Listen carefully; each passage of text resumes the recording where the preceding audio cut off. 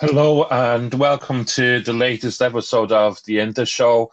A bit of a slow news week this week, but we're going to cover some issues regarding Inter, a couple of issues which relate to other clubs or other players that have an Italian connection, and obviously we're going to discuss the World Cup. Joining me today is James. Hello, James. Hello, Andrew. How are you? It's good to be back after a few weeks' absence. It's good to have you back. I suppose the first thing, if we get started with the Icardi contract situation, obviously the club has promised Icardi a new contract. I think everything is waiting to go on that.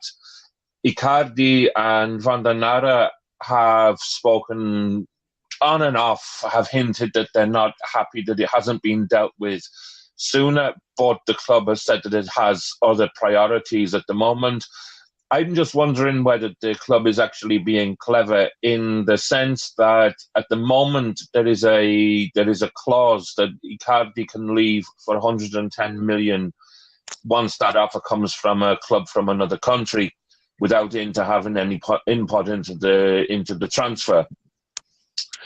If Inter were to go ahead with, if Inter had gone ahead with negotiating a new contract before the clause opened, which actually expires on Sunday, I just wonder whether that would have been a stick that particularly Van der Nara, as Icardi's agent, could have beaten Inter with. Whereas once it goes to midnight on Monday morning, that clause effectively isn't there anymore. I'm not sure if it reopens in another 12 months, but I would imagine it puts the club in a stronger position.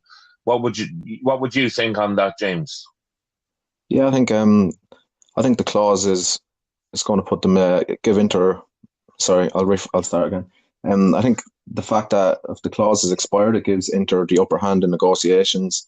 The only worrying thing is with dealings going on at other clubs and other players coming to Serie A, Real Madrid could be in the market for a new striker, and I'd worry that before the clause expires that they will come in and meet the 110 million evaluation. Um, but yeah, I think we definitely need to get Icardi to a new contract. I think I was reading somewhere that him and Wanda have actually offered for the new players to come stay with them until they settle in the city. So I think he's really taken his role as captain a lot more seriously and becoming a leader. I've questioned his leadership off the field before, or on the field, but I think off the field he's really shown that he's the captain. So hopefully him and the club can get this deal done, because I think the majority of Interisti want to see him at the San Siro next season. So hopefully it gets I done. just, I think the club is playing a sort of long finger game, in the sense that they would feel that they're in a stronger position to negotiate once that clause is out of the way. However, I can also envisage that should another club come in with the 110 million, that you'd see the Inter staff sort of motoring on the situation and really going all out to get this contract sorted out. So, and we're pretty much assured of Icardi's loyalty. He very obviously feels an attachment to the club. He wants to stay there. So I think the club is putting itself in a strong position, with the proviso that if it needs to act quickly, it will do so. It's been a slow news week this week. I suppose the biggest news story is the problems in the negotiation between MI, MI Stadio, which is the group between Milan and Inter, which looks after the stadium tours, looks after the stadium shop, and so on. And one day during the week, the shop was actually closed because they couldn't come to an agreement on how to run the stadium. Apparently, my understanding of it anyway is that Milan want more money out of the deal. Basically, for anything that is sold in the shop that is Milan stuff, they want the money from that going solely to them. Whereas the Inter are saying, no, this is a joint project and we need to split everything 50-50 down the middle, which has been the agreement in the past. The only thing that I would say on this is when Milan have such financial trouble, and I'm not keen to argue in their favour, but being realistic, the people from outside Italy that are going to the San Siro store and the San Siro tour, Milan, I'd like to say otherwise, but Milan is a bigger name outside of Italy, and I can understand where they're coming from. But then, having said that, if the situation in the past has been that everything has been split 50-50, then there is an argument there for continuing with that. To be honest, I think that it's time we moved. But for the moment, we're stuck with this negotiation. How would you play it out, James? Do you think Milan have a point here, or do you think that Inter are right to stick to their guns? I'd have to say unsurprisingly, I'd say Inter are right to stick to their guns. I take your point about Milan being a bigger brand, probably globally. But I mean, if that's the agreement that's been in place, and maybe it's the fact that Milan are in huge financial difficulty at the minute, maybe they're just trying to get as much money as they can. But the whole stadium situation is just extremely frustrating.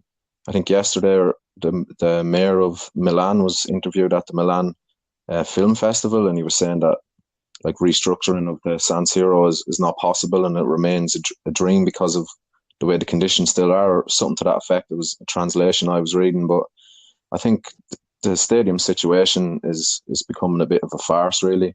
I mean, like Inter and Milan are falling behind teams that historically aren't big clubs, like the likes of Atletico Madrid and Spurs. Like the Spurs have a new stadium opening. Atletico had their new stadium open last year, and these clubs are generating huge match day revenues compared to Inter, and like they wouldn't have the biggest fan base globally. I think something needs to be sorted with the stadium really soon. Either both teams sit down together and decide they're going to renovate the stadium together, or they're going to go their separate ways. And I think it might be a bit of cat and mouse, really. I think neither club wants to make the first move. I think they want the other club to go ahead with plans for a new stadium and then try and get the San Siro on the cheap.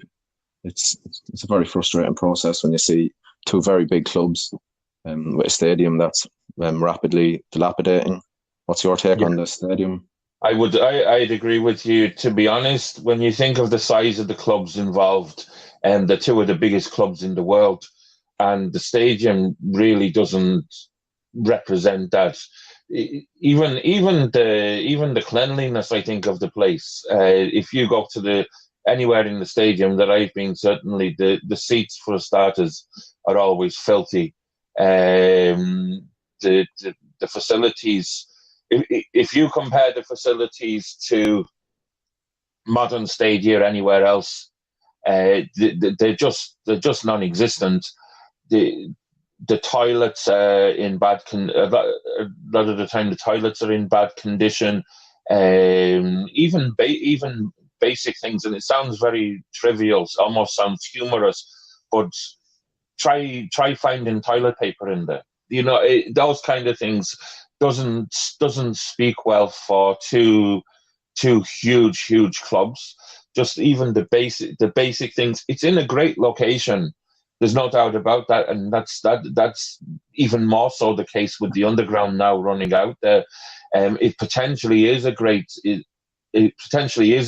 venue, and it was a great venue in the past. But something has to happen in terms of the clubs moving. I would agree with you. I think they're both waiting for the other to make the first move, and then they basically have a ready-made stadium with Milan City Council in a difficult situation where it's either play ball with us, or you're going to end up with this massive stadium that you're not going to be getting any revenue from.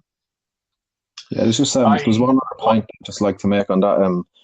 With the I think I was reading that the Elliott hedge fund might be taking control of Milan, and I think the Chicago Cubs owners are favored to buy it. I think American owners coming in could be what's needed. I mean, American owners seem a lot more savvy when it comes to the nuances of having stadium and match day revenue. And I think if Milan were to get American owners as compared to having Chinese owners, I think that might be the extra push needed to help the stadium get off the ground.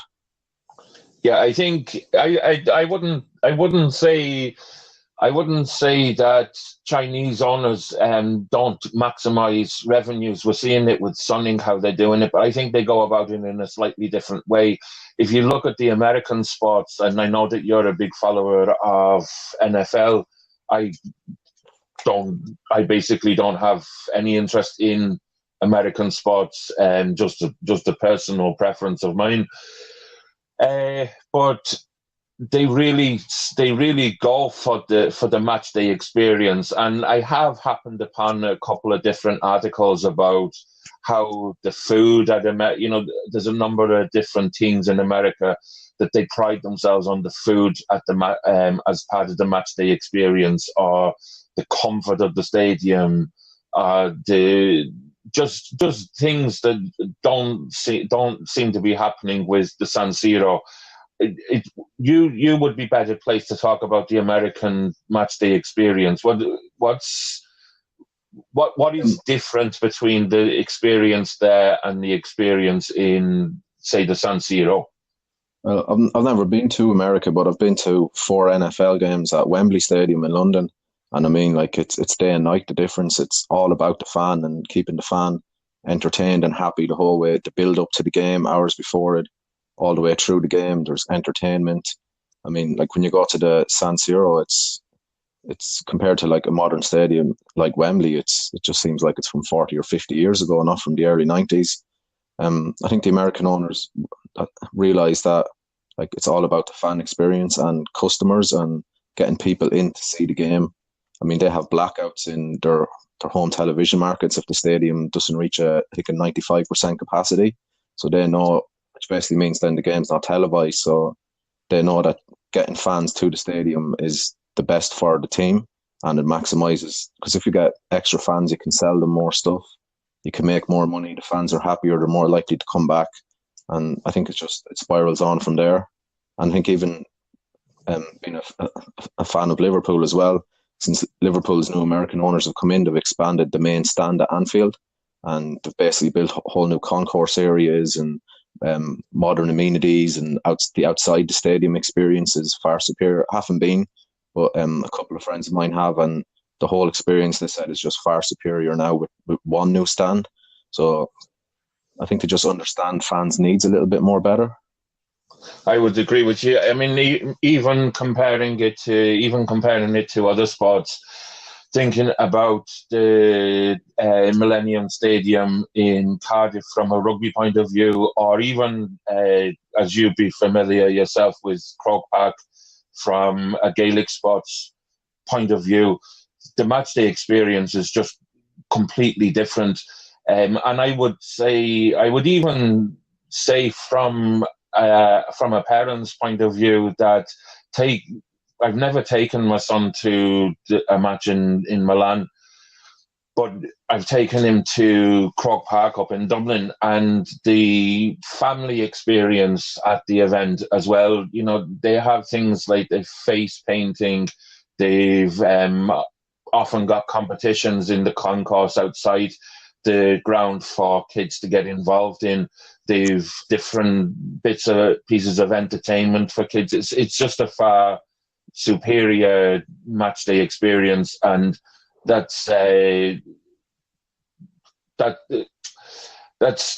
coming from an amateur organisation. I know the top echelons of the GAA is run on a professional basis, more or less, but you are still looking at it being an amateur organisation, and I just think that there's so much more that could be done with the San Siro or with moving to another stadium. I know the city council is a bit difficult in terms of allowing sort of more forward planning in terms of building a new stadium, but there are alternatives. You could move just outside the city limits. For example, if Milan City Council is putting a spanner in the works, you could move to just outside the city limits, and then you're in a situation where you're dealing with somebody, with a council that perhaps would be more welcoming. I've often wondered why that hasn't been approached. I genuinely think it's something that has to be tackled. The biggest news in Italy this week is it's almost a certainty now that Cristiano Ronaldo is going to Juventus. Inter's market this summer has obviously been fantastic, but do you feel, James, that Cristiano Ronaldo going to Juventus devalues Inter's market so far, and also the markets that have been done by other clubs this summer or will be done by them? Because that's what there are. Gazzetta dello Sport this morning, for example, is making sort of overtones that it does. What's your feeling? Do you think there is a devaluation of the work done so far as a result of this? I don't think so. I mean, Inter can't control who Juventus buy, so you can only really control the players you can bring in. And I mean, unfortunately, Juventus are far ahead of Inter. I mean, they've been consistently in the latter stage of the Champions League and a couple of finals and winning Scudetti. So, I mean, they're in a position to go out and get arguably one of the two biggest players in the world, if not the biggest. I mean, there's not really much Inter can do other than try and bridge the gap. And I think their Mercato so far has been very, very good. And all Inter can do is look after their own interests. And I think Ronaldo coming to Serie A is actually good for the league as a whole. It'll have a lot more interest globally. There'll be a lot of fans who maybe didn't watch it before that were maybe just into La Liga. So I think it's going to bring a lot more people coming to Serie A. I know the majority would probably be Juve fans, but I think Juve's worldwide presence is far bigger than Inter's. So I don't think it's really going to affect that too much. But I mean, even though Ronaldo, just from a playing point of view, like trying to compete with Juve on the field, it does make them a lot stronger. I know Ronaldo's 33 now. He's still got a few more seasons of him being at that level, and the older he's got, he's moved more into being an out-and-out striker rather than a winger coming in. I'm not as worried as if it was 5 years ago and they were getting him when he's 28. He still have a few seasons left at that level. But what's your take of? Do you think it devalues Inter's market? Or I don't think it devalues the markets that Inter have been involved in. Because the market has been so good, we've progressed. When we hit the field at the start of the season, we should have progressed massively, given the players that are now there. The other thing is that I would argue we are building a project. Most of the players that we've brought in have a good few years, and you're probably looking at another 4 or 5 years of a career at the top level in most cases. Maybe not Nainggolan so much because he is 30 years of age, but then he still should be a valuable contributor until, I would say, 34, 35. So you can make the argument for him as well. To me, the Ronaldo deal smacks of desperation from Juventus in terms of wanting to go after the Champions League. And there's absolutely no doubt Cristiano Ronaldo is a fantastic player. It could work. And if it does work, then you have to hold your hands up and say, they were brave to go. They were brave to do it. They were wise to do it. But I can also see it massively backfiring on them. It's 100 million I've seen or more bandied about is what Real Madrid are looking for Ronaldo, which is incredible money for a 33-year-old, no matter who he is. I would be saying the same if it was Pele at 33 years of age. It's he's also, if this move doesn't come off. And as good as Ronaldo is, there's no guarantees in life. If this move doesn't come off, he basically has no sell-on value. Whereas, although I do think the PSG Neymar deal was crazy, Neymar still has an insane sell-on value. Ronaldo doesn't have, effectively, in a year or two, doesn't have that. Also, the incredibly high wages that they're going to be putting him on for the next 4 years. And bear in mind that he's 37, or fast approaching 37, going into that fourth year. That is a massive investment. The other thing as well is that although he has played in a very physically strong league, and at the start of his career in England, I think the key phrase there is that it was at the start of his career. He is an older man now. Once you start to hit your 30s, you don't recover from knocks and scrapes as easily as you did when you were 21, 22. He's going to be going into a league where, in my opinion, defenders are going to foul him for fun. Whereas in Spain, they tend to stay off. They tend to let you play. You know, going to Bologna, going to Chievo, going to Udinese on a wet night in December, for example, and defenders are there ready to kick lumps out of your legs, as we'd seen even with Rafinha towards the back end of last season. I think that is going to have an effect on his game. I don't see this as the game changer that a lot of the media are portraying it to be. He's also an incredibly egotistical player. The Juventus are built on a team ethic. They're built on very good players, but there's not really any superstars there. Ronaldo is going to go in and he's going to completely change that dynamic. If he doesn't get on with Allegri, that splits the dressing room. I honestly can see a number of reasons for suggesting that this could backfire on Juventus. Do you think that there's any? Do you think that it's a reasonable argument to say that, or do you think I'm being sort of over optimistic as an Interista?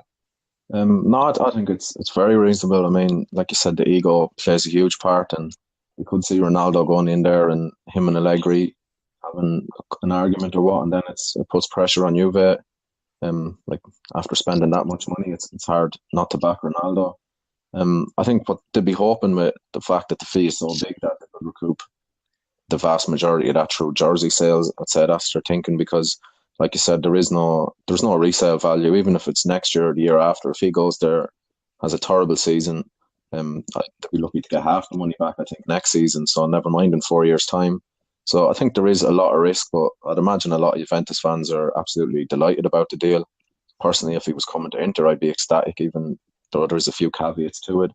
Yeah, I think there is a certain risk, but there's always a risk with a player, especially when they're moving to a country they've never played in. That's why I think I was yesterday when Inter started the pre-season, I was happy that 4 of the 5 players have Serie A experience. I think that helps hugely. I mean, like De Vrij and Politano had nearly 100 games each. Asamoah over 100, and Nainggolan close to 300 Serie A games. That's going to be the big challenge for Ronaldo. He's coming to a new league. Like you said, he's going to be playing against teams who are probably better in the dark arts of the game than they are in Spain, and away to teams where he's not going to get protections from referees. I definitely agree with that point. Yeah, I do go back to the team player thing, and the fact that Juventus is built on team ethic.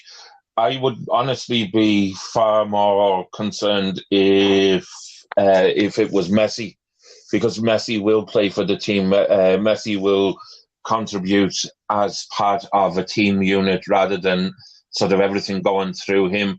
And the other sort of big news, I think, in Italy this week is that Buffon is going to Paris Saint-Germain, and it'd be very ironic if he was to go there and finally win the Champions League. In terms of the poll that we've been running through the summer, we did sweepers last week. Armando Pichi won with 67% ahead of Daniel Alberto Passarella, 25%. This week's poll is going to include a player I think that everybody has been waiting for. I'm not going to say who that is, but I think most people will have a fair idea. In terms of the team is now building through Julio Cesar, Maicon, Giacinto Facchetti, Walter Samuel, and Armando Pichi, and will continue to build across the rest of the summer. Pre-season has started, and the first friendly match is on Saturday evening, I believe. So we'll be discussing more on that next week. Just before we wrap up, we're going to have a quick look at the World Cup. France-Belgium is tonight, and England-Croatia tomorrow night. Who do you see winning it, James? Personally, I think Belgium. I know you're a very big fan of France, but I haven't seen a huge amount of games at the World Cup due to work. But from what I've seen of Belgium, I think they have just enough about them to beat France. I think their front three players of Hazard, De Bruyne, and Lukaku have been really, really good. I'm very impressed with how Fellaini has played and surprised with how he's played. And I think defensively they're a little bit more astute than France, but it'll be a close one because I think France have been probably the fittest team in this tournament, and they've been winning games in different ways. They haven't just been relying on all-out attack and being the best team. So I think that'll be a close one. And in tomorrow's game for Croatia and England, if this had been earlier in the tournament, I would have been heavily back in Croatia. But the fact that Croatia have had 2 games go to extra time and penalties, I think they're going to have a lot more fatigue than England, who have been, in fairness to them, coasting through the games. But I'm going to get behind Croatia as they have 2 injured players. So I'd pick a Belgium-Croatia final with Belgium winning it. What's your view on it? I think if you looked at Belgium against Brazil, Belgium were excellent, but so have France been against Uruguay and Argentina. If you looked at Belgium, though, in the sort of last 20 minutes, they really tired. And whilst I think there's game winners on both sides, and I think there's very strong defences on both sides as well, as the likes of Lukaku and Mbappe, who can kill teams. I just think that across the 90 minutes, France's fitness could be the decisive factor there. As you said, I'm a big supporter of France. Actually, I was reading in a French newspaper on Monday. They did a feature on a village which straddles the French-Belgian border called Gagny-Chausseur. It was really interesting. It's a very small village. I think it's only about 1,200 people, but it has 2 post offices. It has 2 town halls. Some of the pubs in it sell Kronenberg. Some of the pubs in it sell Jupiler, depending on what side of the border they're on. There's families that are split. Some of them are Belgian. Some of them are French. There was pictures of houses that one house was in France and had French flags outside it. Directly next to that house was a house in Belgium, which was covered in Belgian flags. Even the church has 3 aisles, 2 of which are in France and 1 of which is in Belgium. So I'd love to be a fly on the wall in that village tonight. But yeah, I see France. I see France making it through. In terms of Croatia against England, I think Croatia will react better to being the underdog. If you look at their first couple of matches in the World Cup, the first couple of matches in the World Cup knockout stages, they were sort of the favourites, and I'm not sure the smaller countries wear that tag particularly well. I think they're going to feel freer going into that match as the underdog. That said, England tactically seem to be very strong, so I wouldn't write them off. But how can an Interista? Of course, if you happen to be an English Interista, you're going to be supporting your own country. But how can an Interista that isn't English not be hoping that Perisic and Brozovic make it through, particularly after the contribution they made to us having such a good season in the end last year? I personally, I can see it being a France-Croatia final, and then I think, to be honest, France of the four teams have the best players, and if they perform, then I genuinely think that they're going to end up winning the tournament. As I said, yeah, I'm a big France supporter, so I hope that's how it plays out. But you never know. At semi-final stage, everybody is in with a shout, and it'll certainly be a couple of interesting matches between now and Sunday. Anyway, we're going to wrap it up there. Thanks very much to James for joining me, and I'll sign off with, as usual, Forza Inter. Yeah, thanks very much for having me back on. It's been good to back on, and Forza Inter. The podcast you just heard was published with Anchor. Got something you want to say to the creator of this show? Send them a voice message using the Anchor app, free for iOS and Android.